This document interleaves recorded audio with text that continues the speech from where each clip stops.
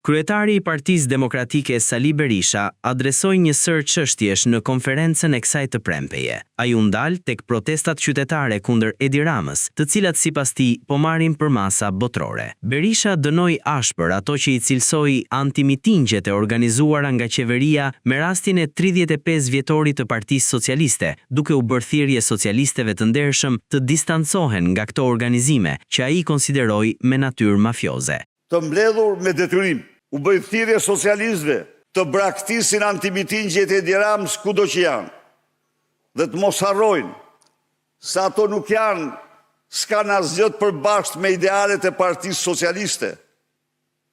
Se ajo parti ka marrë fund se ekziston, është shndruar në rivdekjen e saj, që rilindja gjoja, që ja varrosi Partinë Socialiste.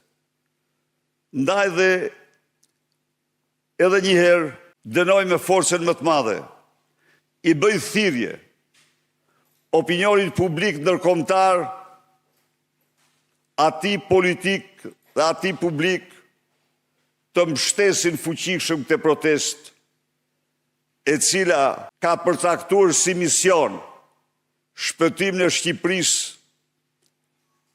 nga diktatura autoritare apo narkoregjimi i Edi Ramës.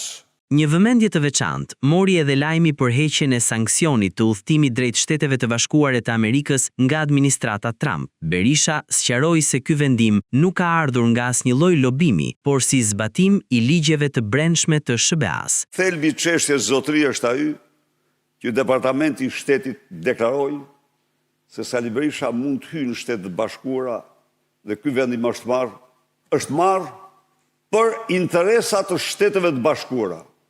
Pik. Së dyti, ky vendim nuk është vetëm për personin, por është dhe për familjen e tij. Çdo interpretim tjetër është i atyre që kërkojnë të ushqehen me mashtrimet e veta.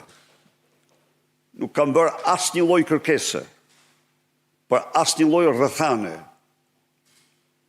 shtetësore apo tjetër siç duhet të mashtrojnë ata që ushqehen me gënjeshtat e tyre.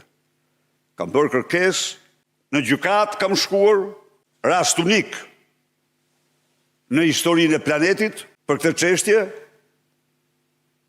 dhe jam drejtuar instancave shtetërore pas ndryshimit të administratës. Nuk u jam drejtuar para ndryshimit të administratës, ndonse unë kisha njohje personale, duke filluar nga kreu i asaj administrate tek punojës të tjerë. Por nuk kam bërë atë. Është një produkt në përputhje me ligjet plot me ligjet që kanë Shtetet e Bashkuara.